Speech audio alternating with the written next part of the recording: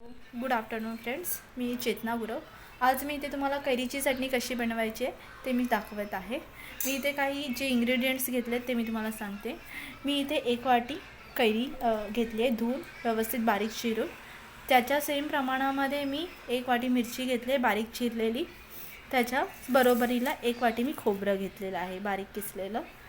1 मूठ कढीपत्ता आहे, 2 चमचे अद्रक आहे।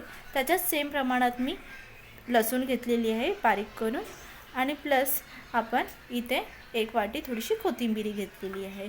कोथिंबीर ही टेस्टसाठी थोडी छान लागते आणि त्याचा चविष्ट लागतं, थोडं चव येण्यासाठी छान लागते। प्लस मी इथे 1 चमचा जिरं घेतलं आहे, आणि चवीनुसार तुम्ही ह्याच्यामध्ये मसाला वापरू शकतात, हळद वापरू शकतात, आणि चवीनुसार मीठ घालू शकता। तर मी आता हे सर्व साहित्य इथे व्यवस्थित आपल्याला जसं हवं तसं इथे मी करून घेतलेलं आहे। आता ह्या सगळं मी मिश्रण एकत्र करणार आहे, एकत्र मी मिक्सरमध्ये लावणार आहे। ते मी इथे ठेवत आहे, तुम्ही इथे पाहू शकता मी कशा पद्धतीने टाकत आहे। पहिले आपण थोडी कैरी टाकूया।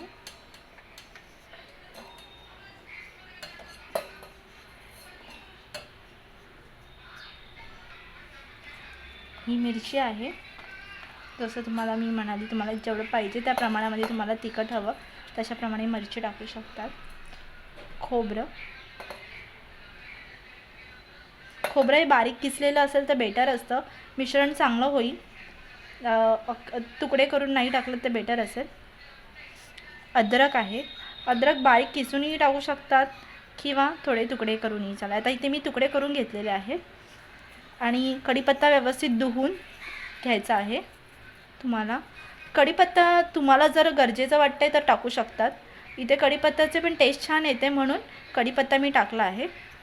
आणि जसं मी सांगितलं, तुम्हाला पाहिजे त्या प्रमाणामध्ये तुम्हाला हळद जितकी लागेल तेवढी।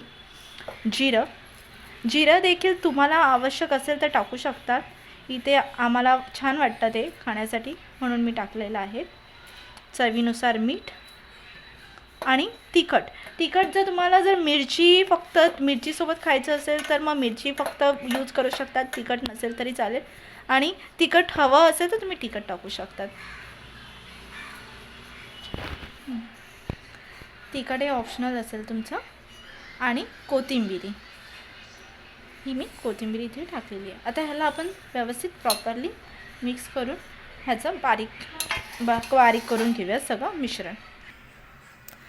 हॅलो फ्रेंड्स, तर आता बघू शकता तिथे तुम्ही मी ही चटणी बारीक करून घेतलेली आहे। इथे तुम्हाला पाहिजे असेल तर पाणी तुम्हाला जसं हवं तसं पातळ करून घेऊ शकता। तर ही पातळी थोडी मी पाणी टाकून थोडी पातळ चटणी केलेली आहे। आता मी ह्यामध्ये ही काढत आहे। एका बाउल घ्यायचं फक्त आणि त्यामध्ये चटणी काढून घ्यायची। तर फ्रेंड्स, मी हे पाहू शकतात की इथे कैरीची चटणी बनून रेडी आहे। इथे ह्याला तुम्ही तुम्हाला पाहिजे तशा पद्धतीने तुम्ही डिझाईन करू शकतात आणि तुम्ही भाकरी जेवणासोबत वगैरे ही चटणी खाऊ शकतात। ही अतिशय तुम्हाला जशी पाहिजे तशी आंबट तिखट तुम्ही तुमच्या चवीनुसार तुम्ही बनवू शकतात। ही आपली इथे कैरीची चटणी रेडी आहे।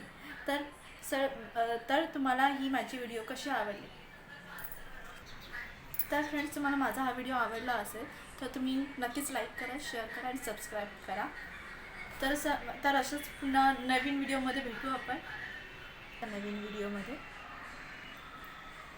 तर फ्रेंड्स, आपण पुन्हा भेटूया अशाच एका नवीन व्हिडिओमध्ये न्यू रेसिपीजसोबत। तोपर्यंत तुम्ही खात राहा, मस्त राहा, स्वस्त राहा आणि या व्हिडिओचा आनंद घेत राहा। आणि तुम्ही तुमचा अमूल्य वेळ देऊन ही व्हिडिओ पाहिल्याबद्दल तुमचे मी खूप खूप आभारी, खूप खूप धन्यवाद। श्री स्वामी समर्थ।